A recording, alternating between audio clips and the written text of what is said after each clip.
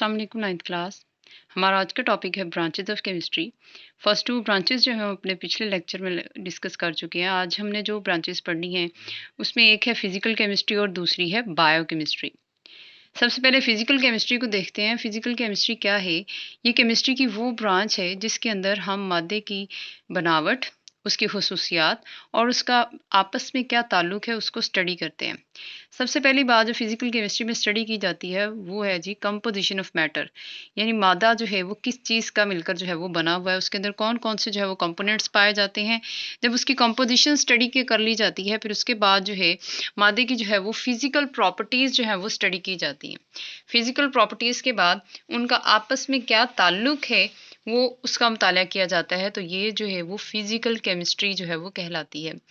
Physical chemistry जो है इसके अंडर जो है वो हम एटम का स्ट्रक्चर जो है वो एटम किस फॉर्म में जो है पाया जाता है, उसके वैलेंस शेल में कितने इलेक्ट्रॉन्स होते हैं, उन्होंने आपस में किस तरह अपने आप को अरेंज जो है वो किया होता है, वो सारा कुछ जो है वो हम फिजिकल केमिस्ट्री के अंडर जो है वो स्टडी करते हैं।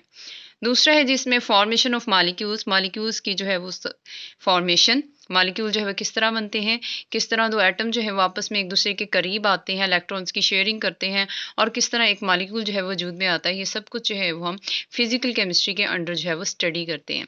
तीसरा पॉइंट जो इसमें स्टडी किया जाता है वो behaviour of liquid, solid and gases का जो है वो बिहेवियर जो है वो चेक किया जाता है इस ब्रांच के अंडर।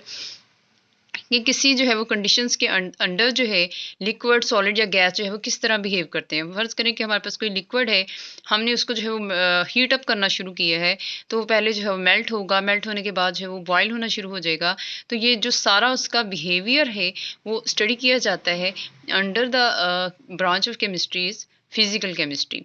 उसके बाद हम इसमें इफ़ेक्ट चेक करते हैं टेम्परेचर का और रेडिएशन का मैटर के ऊपर, कि उसके ऊपर जब हमने उसको मैटर को जो है वो हीटअप किया है तो उसकी कंडीशन जो है वो किस तरह चेंज हुई है, रेडिएशन का उसके ऊपर क्या असरात हुए हैं।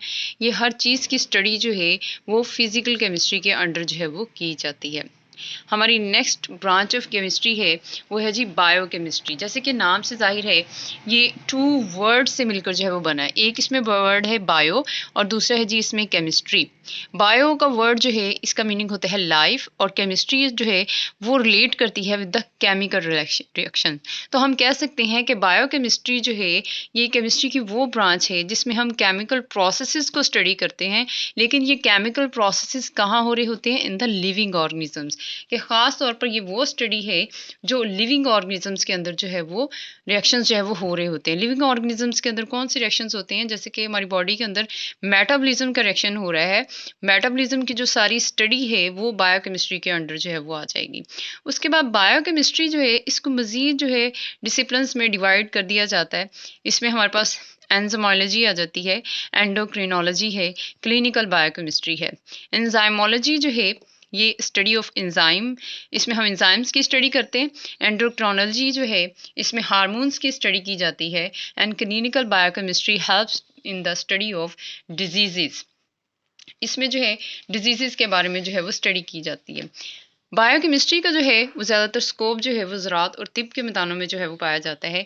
लेकिन ये किस तरह हमारी हेल्प करती है in the field of the food के मैदान में जो है बायोकेमिस्ट्री हेल्प करती है to understand the chemical changes in the food. कि फूड के अंदर जो है जब हम उसको स्टोर करते हैं तो उसके अंदर जो है वो कौन कौन सी केमिकल चेंजेस आती हैं, ये सारी स्टडी जो है वो बायोकेमिस्ट जो है वो करता है और ये बायोकेमिस्ट्री के जो है वो अंडर आ जाती है। दूसरी आ जाती है मेडिसिन में जो है बायोकेमिस्ट्री हमारी कैसे हेल्पफुल होती है, ये हमें अंडरस्टैंड करने में मदद देती है in the biochemical changes in the body during the infection.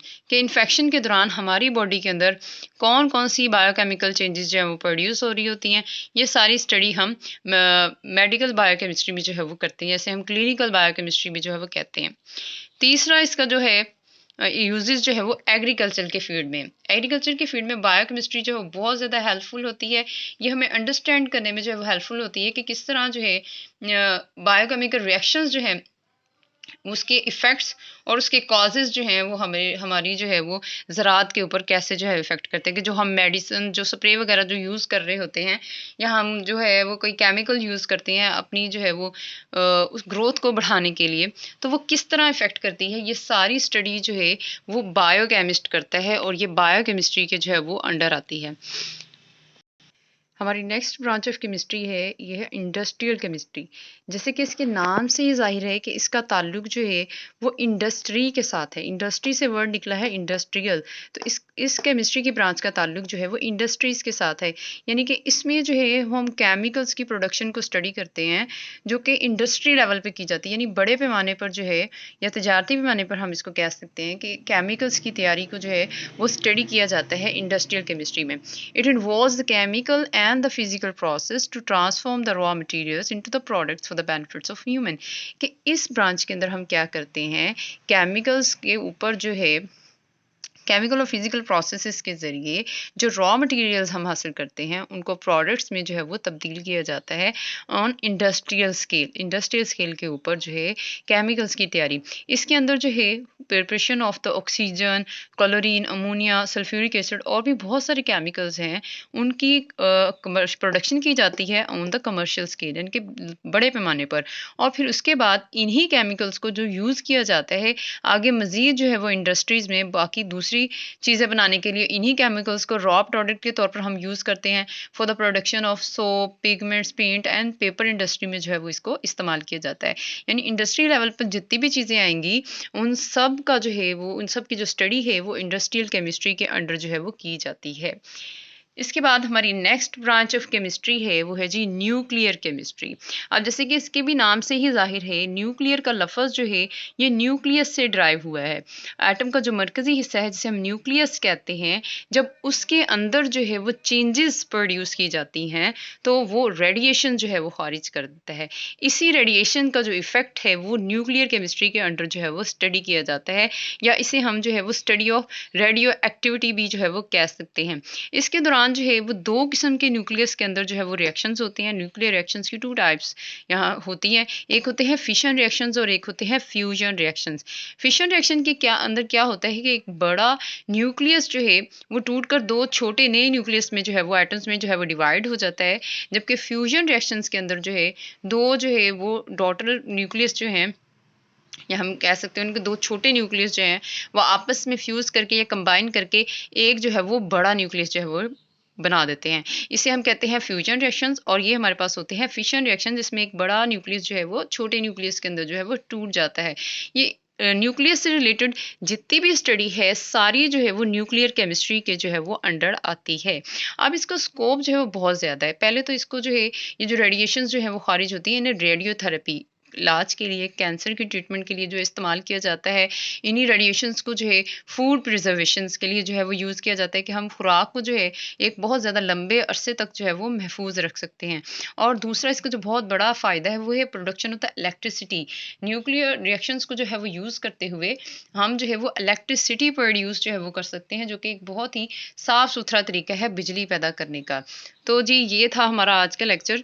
बाकी जो ब्रांचेज़ हैं वो इंशाल्लाह ताला अगले लेक्चर में आपको एक्सप्लेन की जाएंगी। तब तक के लिए अपना ख्याल रखिएगा। अल्लाह हाफिज़।